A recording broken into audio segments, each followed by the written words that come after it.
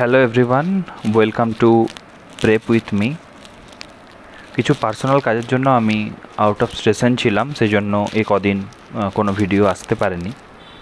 কিন্তু আবার আমরা সমস্ত ভিডিও নিয়ে আসব ধীরে ধীরে সমস্ত কিছুই চেষ্টা করব। আজকেই আমরা চেষ্টা করব আমাদের যে ল্যাগটা হয়েছে সেই ল্যাগটাকে কমপ্লিট করার। যে সমস্ত জায়গাগুলো থেকে আমাদের সিভিলের আমি তৈরি করে রেখেছি যে জায়গাগুলো, সেগুলো থেকে আরও ডিসকাশন করা। এবং তোমরা জানো যে আরও নতুন নতুন ইনফরমেশান অনেক এসে গেছে, আমি সেগুলো নিয়েও ভিডিও বানাবো খুব তাড়াতাড়ি। সেই ভিডিওগুলো আস্তে আস্তে আমরা আমাদের চ্যানেলে আপলোড করব।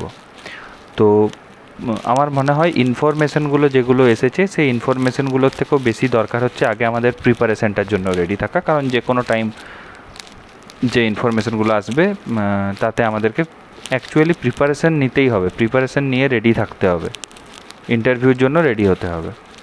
তো আমরা নন টেকের আজকে একটা ক্লাস করব। আজকে আমরা যে ক্লাসটা করব সেটা একটা নন টেকের ক্লাস।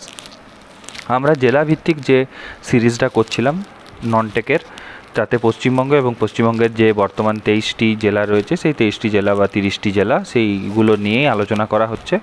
ইতিমধ্যে আমরা মেদিনীপুর ডিভিশন, টোটাল যে 5টা মানে পশ্চিমবঙ্গের টোটাল যে 5টা ডিভিশন রয়েছে তার ভিতরে মেদিনীপুর ডিভিশন এবং আমরা উপরে জলপাইগুড়ি ডিভিশন শেষ করেছি। আমরা মালদা ডিভিশন শুরু করেছিলাম। মালদা ডিভিশনের আমরা একটু প্রিভিয়াসটা বলে নিই যে মালদা ডিভিশনের 4টা জেলা নিয়ে মালদা ডিভিশন রয়েছে, প্রশাসনিক বিভাগ রয়েছে। সেই প্রশাসনিক বিভাগের ভিতরে আমরা উত্তর দিনাজপুর এবং দক্ষিণ দিনাজপুর আগের ভিডিওতে কমপ্লিট করেছিলাম। এই ভিডিওতে আমরা যেটা নিয়ে আলোচনা করব সেটা হচ্ছে মালদা এবং মুর্শিদাবাদ। দেখো, আমি আবার বলবো, সকলকেই বলবো, প্রত্যেকটি স্টুডেন্টকে বলবো, WBPSC স্টুডেন্ট যারা, তাদের সকলকে বলবো, কারণ শুধু নিজের জেলা জেনে গেলে হবে না। প্রশ্ন এভাবেও আসতে পারে যে পশ্চিমবঙ্গের মধ্যে বৃহত্তম কোথায়, পশ্চিমবঙ্গের ভিতর সবথেকে বেশি কোথায় হয়, পশ্চিমবঙ্গের ভিতর কোন জায়গাতে এই স্থানটি রয়েছে, পশ্চিমবঙ্গের ভিতর এই বিখ্যাত জেলাটি বা বিখ্যাত স্থানটি বা বিখ্যাত যে দর্শনীয় স্থানটি বা হ্রদটি বা যে গাছটি বা এই যে মাটিটি সেটি কোথায় পাওয়া যায়। তাই কোনো জেলার হয়ে, আমি বাঁকুড়া জেলার হয়ে আমি পুরুলিয়াটা জানবো না, আমি কলকাতায় থাকি তাই আমি দার্জিলিং সম্পর্কে কোনো আলোচনা করব না, বা আমি দার্জিলিংয়ে থাকি আমার পূর্ব বর্ধমান নিয়ে কোনো জানার দরকার নেই, এটা কিন্তু তোমরা করো না। তোমরা প্রতিটা জেলাকে একটা গো থ্রু করো। হ্যাঁ, তোমাকে অবশ্যই এটা হবে না যে তোমাকে মালদা জেলার, তুমি বিলং করো ইয়ে থেকে, আমাদের হলদিয়া থেকে, তোমাকে প্রশ্ন করছে যে মালদা জেলায় সাক্ষরতার হার কত। এটা কখনোই করবে না। কিন্তু এই প্রশ্নটা করতেই পারে যে পশ্চিমবঙ্গের ভিতর সবথেকে কম স্বাক্ষর কোন জেলায় রয়েছে, 2011-র নিরিখে সাক্ষরতার হার কোন জেলায় সবথেকে কম বা কোন জেলায় সবথেকে বেশি। তাই স্মার্ট স্টাডি করতে হবে। স্মার্ট, আমি যে কথাগুলো বলছি, আমি যে নামকরণগুলো বলছি বা আমি যে তার পেছনে ইতিহাস বলছি, জানতেই যেতে পারে। আজকে পলাশির যুদ্ধ নিয়ে জানতে চাইবে না একটা বাঁকুড়ার ছেলেকে, সেটা হতে পারে না। বা একটা বারাসাতে থাকে যে রয়েছে তাকে কখনো জিজ্ঞেস করবে না যে আচ্ছা সন্ন্যাসী বিদ্রোহ কী বলো তো, আচ্ছা কোল ভিল মুন্ডারা যে বিদ্রোহ করেছিল তার নাম কি, আচ্ছা সাঁওতাল বিদ্রোহের 2জন নেতার নাম বলো। পশ্চিমবঙ্গে থাকলে পশ্চিমবঙ্গের ইতিহাস নিয়ে কাজ করতেই হবে, জানতে হবে, পশ্চিমবঙ্গের বিভিন্ন নদ নদী নিয়ে জানতেই হবে। আজকে যে কোনো একটা ছেলেকে, যে কোনো এরিয়ার, পশ্চিমবঙ্গের যে কোনো এরিয়ার একটা ছেলেকে ফারাক্কা ব্রিজ নিয়ে জানতে চাইতে পারে, বা হঠাৎ করে জানতে চাইতে পারে আচ্ছা পুরুলিয়ার যে অযোধ্যা পাহাড়ে যে ড্যামগুলো রয়েছে সেই ড্যামগুলো নাম কি, সেখানে কটা ড্যাম রয়েছে, মেদিনীপুরের যে খাল রয়েছে, মেদিনীপুর সেচ ব্যবস্থা, সেটা সম্পর্কে কিছু কথা বলো। তো আমাদের প্রত্যেকটা জেলার কিছু ইম্পর্টেন্ট পয়েন্টকে খুঁজে সেগুলোকে অবশ্যই আমাদের পয়েন্ট করে নোট করে রাখতে হবে। আমি পশ্চিমবঙ্গের যে কোনো জায়গা থেকেই প্রশ্ন ফেস করতে পারি নন টেকে। আজকে যদি তোমাকে প্রশ্ন করা হয় যে ঈশ্বরচন্দ্র বিদ্যাসাগর কে ছিলেন, তাহলে শুধুমাত্র মেদিনীপুরের স্টুডেন্টরাই অ্যান্সার করবে, হ্যাঁ, বাকি এরিয়ার লোকজন অ্যান্সার করতে পারবে না, বলবে না এটা ইনি আমার এরিয়ার বিখ্যাত ব্যক্তি নন, আমি জানি না। এটা হয় না। রামকিঙ্কর বেজ নিয়ে প্রশ্ন করবে, তুমি বলবে যে তুমি জানো না, এটা হয় না। বা প্রশ্ন করলো যে আচ্ছা শিবরাম চক্রবর্তী কোথা থেকে বিলং করতেন, শিবরাম চক্রবর্তীর দুটো লেখার নাম বলতে পারবে? আচ্ছা শিবরাম চক্রবর্তী কী ধরনের লেখক ছিলেন, তিনি কী জাতীয় লিখতেন, কী জাতীয় মানে হাস্য কৌতুক লিখতেন নাকি সিরিয়াস উপন্যাস লিখতেন, কী লিখতেন? শরৎচন্দ্র চট্টোপাধ্যায় কোথায় জন্মেছিলেন? প্রশ্ন প্রচুর রকমভাবে আসতে পারে, তাই আমাদেরকে প্রত্যেকটা জেলাকে প্রিপারেশান নিয়ে যেতে হবে। আমার এতটা কথা বলার একটাই কারণ ছিল, এতটা সময় নষ্ট করার, সেটা হচ্ছে যাতে তোমরা প্রত্যেকটা ননটেক ভিডিওর প্রত্যেকটা লাইনকে শুনে সেখান থেকে ছোটো ছোটো করে নোট বানিয়ে রাখতে পারো, যেটা তোমার জন্য দরকার সেই জায়গাটা কিন্তু রেডি করে রাখো, কারণ প্রশ্ন যে কোনো জায়গা থেকে আসতে পারে। এবারে আমরা চলে আসি প্রথম যেটা নিয়ে আলোচনা করব, সেটা হচ্ছে মালদা জেলা। মালদা জেলার নিয়ে আজকে আমরা প্রথমে পড়ব। মালদা ডিভিশনের ভিতরেই পড়ছে হচ্ছে মালদা জেলা। মালদা ডিভিশনের যে টোটাল 4টা ভাগ ছিল, সেই 4টা ভাগের ভিতরে যে অংশটা রয়েছে সেটার নাম হচ্ছে মালদা, তার ভিতরে একটি। ওকে, তো মালদা এখানে এই অঞ্চলের মুখ্য জেলা, বুঝতেই পারছো।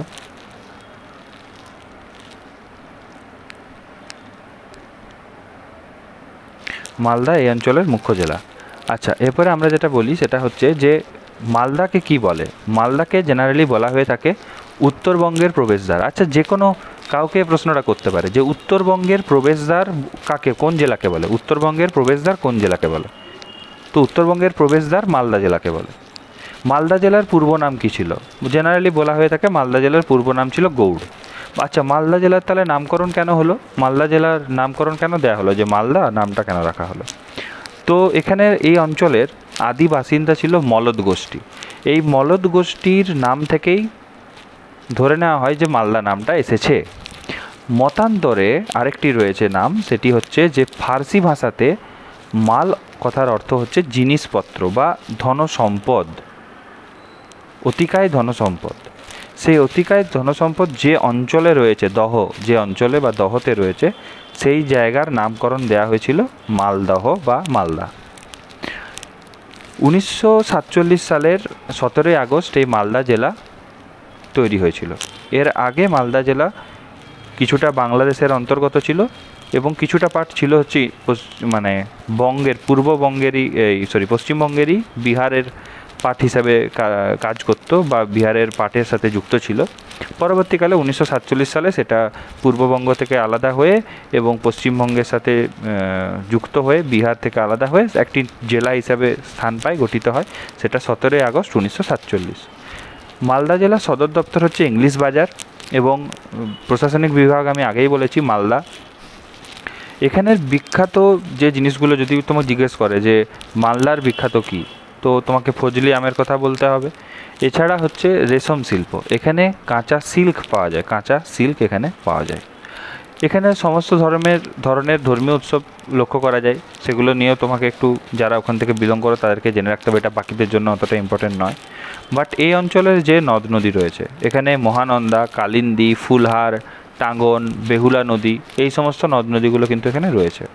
এবং তোমরা দেখতে পাচ্ছ যে এই যে মালদা, সেটা বিহারের সাথেও লাগোয়া এবং এদিকে বাংলাদেশের সাথে লাগোয়া, দক্ষিণ দিনাজপুর এবং উত্তর দিনাজপুরের সাথেও শেয়ার করছে বর্ডার।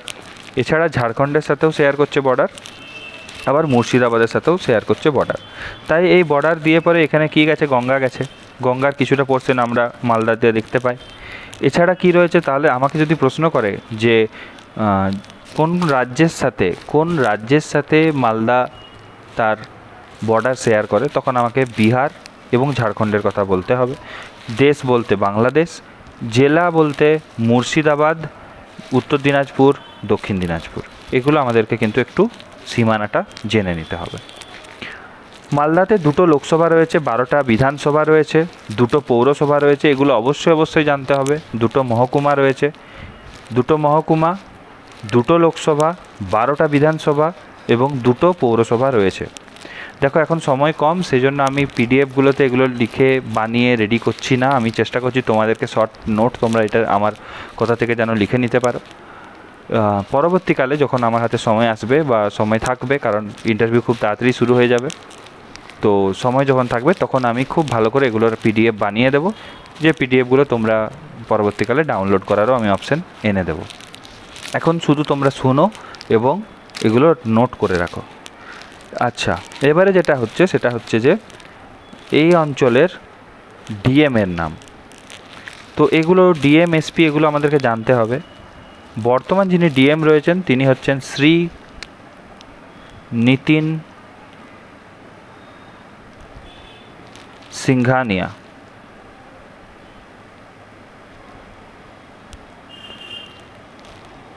IAS। और যিনি বর্তমান এসপি রয়েছেন তিনি হচ্ছে শ্রী প্রদীপ কুমার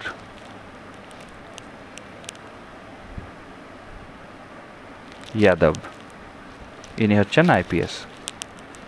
তাহলে মাথায় রাখতে হবে যে এই দুটো জিনিস আমাদেরকে মনে রাখতে হবে।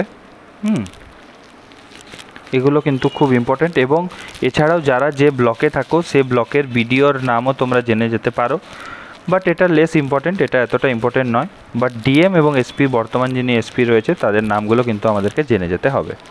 আচ্ছা, এই অঞ্চল দিয়ে পরে গেছে হচ্ছে NH-34 এবং NH-81, এই দুটোও আমাদের খুব ইম্পর্ট্যান্ট, জেনে রাখতে হবে। এখানে শিক্ষার হার, এই অঞ্চলে শিক্ষার হার হচ্ছে 62.7%-এর মতো, এটা জেনে রাখতে হবে। যারা অন্তত এখানে থাকো তাদেরকে অবশ্যই জানতে হবে।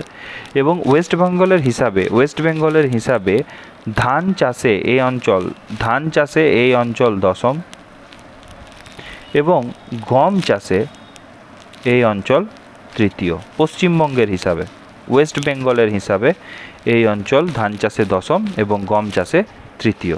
কিন্তু এখানে সবথেকে বেশি যে চাষটা হয় সেটা হচ্ছে আম এবং সিল্ক, কাঁচা সিল্কের এখানে চাষ হয়ে থাকে।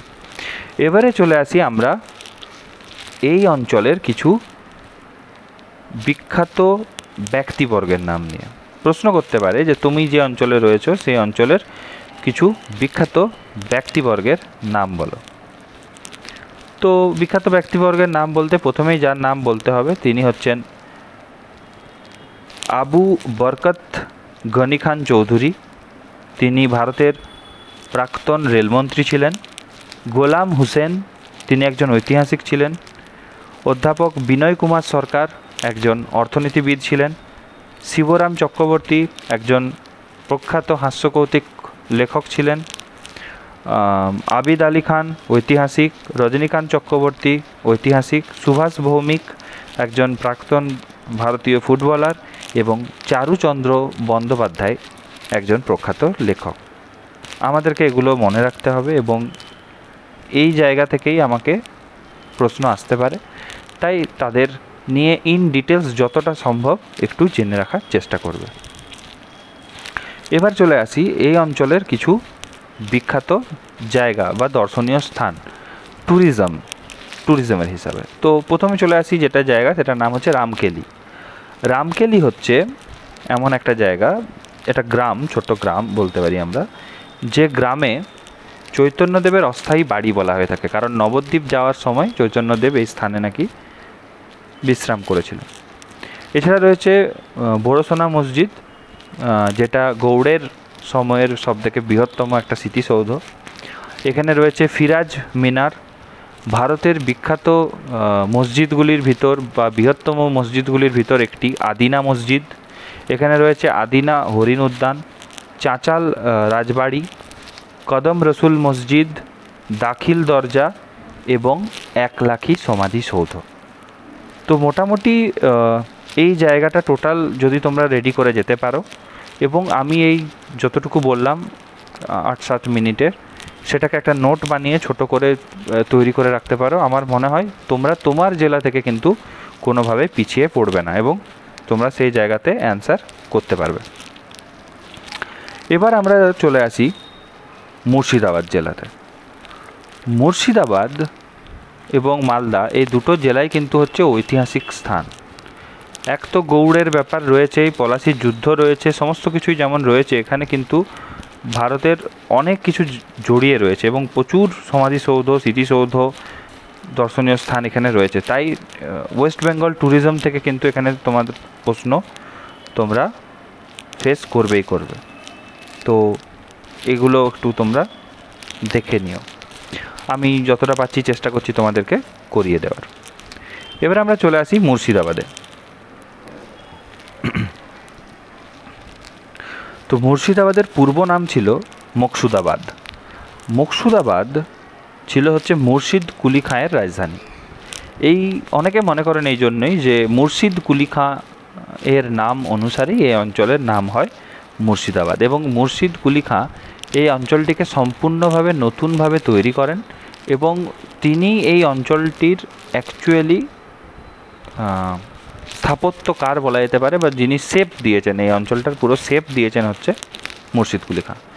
এবারে এখানে একটা প্রশ্ন আমি তোমাদের জন্য ছুড়ে দিলাম, যদি কেউ জানো প্রশ্নটার উত্তর কমেন্টে দিও। সেটা হচ্ছে মুর্শিদ কুলি খাঁয়ের আসল নাম কি, এটা তোমরা কমেন্টে জানিও। ওকে, এবারে এখানে যেটা ইম্পর্টেন্ট সেটা হচ্ছে 1757-এর পলাশির যুদ্ধ। সো প্রশ্ন এখানে আসতে পারে 1757 সালে যে পলাশির যুদ্ধ হয়েছিল সেটা কোথায় হয়েছিল? পলাশি রামবাগানে হয়েছিল। এবং পলাশি রামবাগানে কাদের সাথে হয়েছিল? ইংরেজদের সাথে। নবাব সিরাজউদ্দৌলার হয়েছিল। নবাব সিরাজউদ্দৌলা হেরে গেলে তারপরে মির্জাফরকে বসানো হয়, বা মির্জাফরের পর কে ভারতের নবাব হন। তো এরকম প্রচুর প্রশ্ন এখানে রয়েছে, তো সেগুলো তোমরা চেষ্টা করো একটু ভিতরে ডিটেলসে যে জেনে নেওয়ার। আমি ইতিহাসের দিকে অতটা যাচ্ছি না।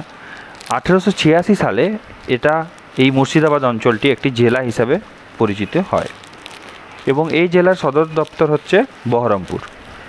প্রায় 5324 স্কোয়ার কিলোমিটার এরিয়া জুড়ে 5324 স্কোয়ার কিলোমিটার এরিয়া জুড়ে রয়েছে এই মুর্শিদাবাদ অঞ্চল। এই অঞ্চলের জলবায়ু হচ্ছে উষ্ণ আর্দ্র ক্রান্তীয় জলবায়ু এবং এখানে প্রায় বছরে 600 mm বৃষ্টিপাত হয়ে থাকে। এখানে প্রায় 71 লক্ষ মানুষ বসবাস করে। এখানে যেহেতু গঙ্গা হচ্ছে এই অঞ্চলের প্রধান নদী বলতে পারি আমরা, প্রধান নদী, তো সেই জন্য গঙ্গার হিসাবে এখানে 3 রকমের মাটি লক্ষ্য করা যায়।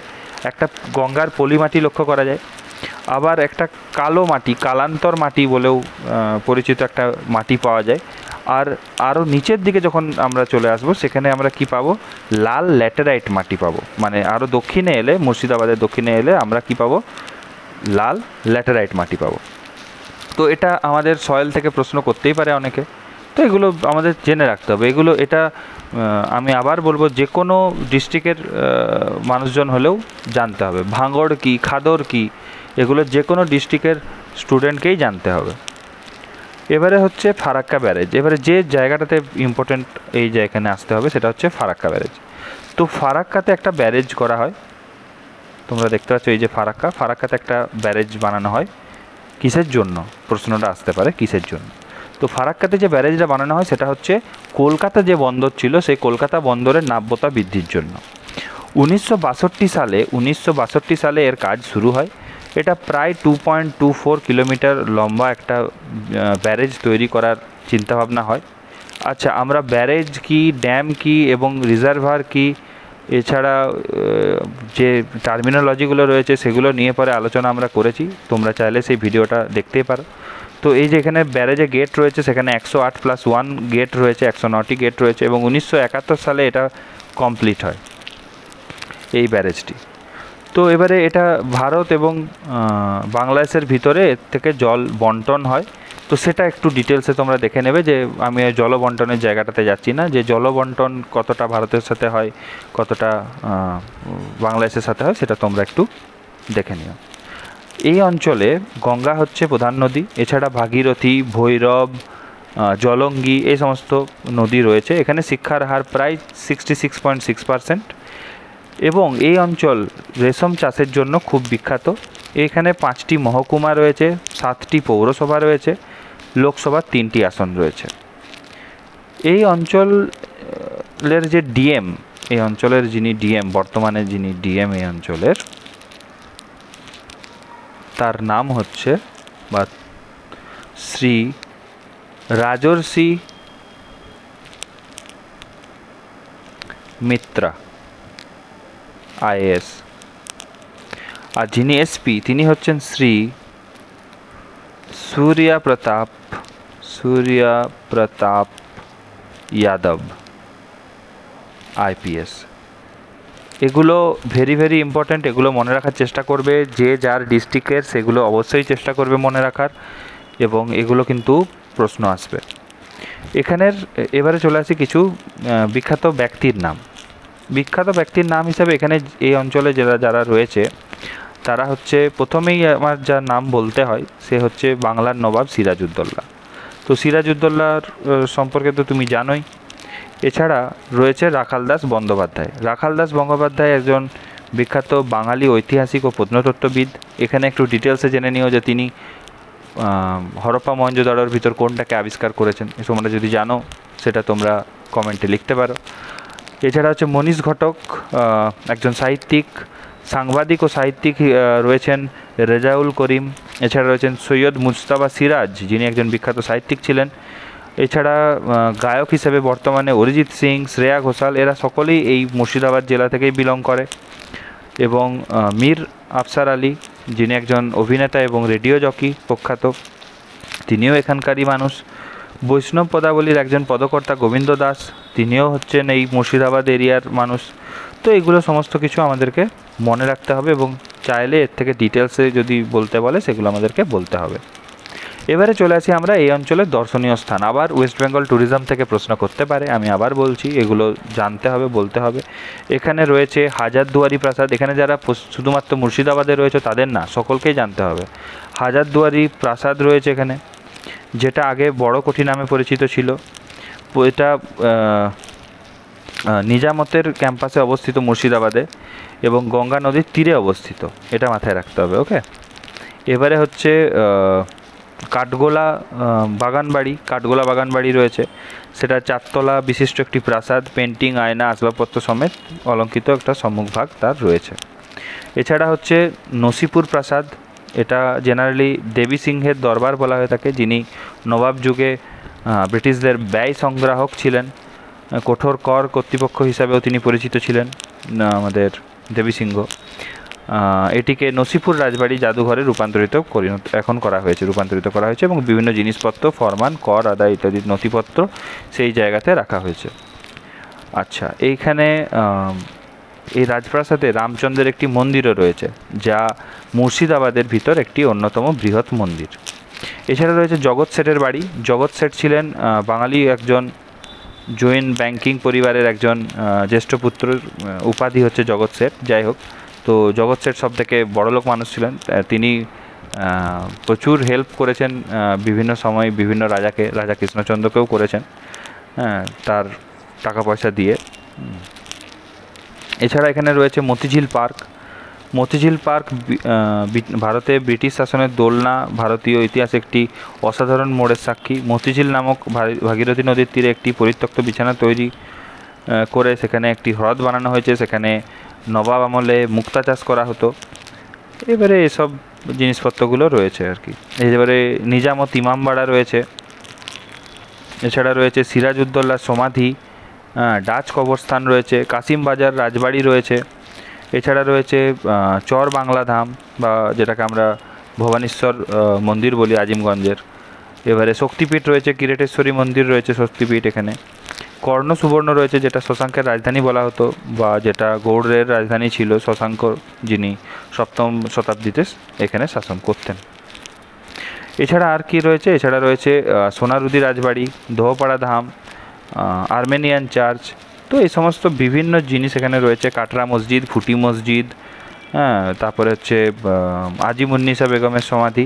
তো এখানে নানান ট্যুরিস্ট স্পট রয়েছে। সেই ট্যুরিস্ট স্পটগুলো নিয়ে তোমাদেরকে জানতে চাইতে পারে, তো সেগুলো অবশ্যই তোমাদেরকে বলতে হবে। তাদের সম্পর্কে 2-4টা কথাও জানতে চাইতে পারে, তখন সেই কথাগুলো তোমাদেরকে চেষ্টা করতে হবে ডেলিভার করার। ঠিক আছে, আজ এতটাই। মুর্শিদাবাদ এবং মালদা নিয়ে পরে আমাদের যে নন টেক ভিডিওটা ছিল সেটা এখানেই শেষ হচ্ছে। তো আমরা টোটালি 3টে এরিয়াকে কমপ্লিট করে ফেললাম। মেদিনীপুর ডিভিশন শেষ করে ফেললাম, মালদা শেষ করলাম এবং জলপাইগুড়ি শেষ করলাম। এবারে আমরা চেষ্টা করব যে আমরা প্রেসিডেন্সি ডিভিশন যেটা রয়েছে সেটাকে শেষ করার। দেখছি কত তাড়াতাড়ি তোমাদের জন্য ভিডিও নিয়ে আসা যায়। আর চ্যানেলটাকে সাপোর্ট করতে থাকো। আমরা রিসেন্টলি 300 সাবস্ক্রাইবার পের হয়েছি। ভালো লাগলে পরে চ্যানেলটাকে লাইক করো, ভিডিওগুলোকে হেল্পফুল মনে হলে শেয়ার করো, কমেন্ট করো এবং চ্যানেলটাকে সাবস্ক্রাইব করো, আমাদেরকে সাহায্য করো। তোমরা যত এই সাবস্ক্রাইব করবে আমাদেরকে তত এনার্জি দেবে, তত আমাদেরকে এন্থু দেবে নতুন নতুন ভিডিও বানাতে। আমি কিছুদিনের জন্য অফ ছিলাম কারণ আমি একটু আউট অফ স্টেশন ছিলাম। আবার আমরা এসে গেছি, এবার আমরা পরপর আবার video Dev. Okay, stay tuned with Prep with me. Thank you.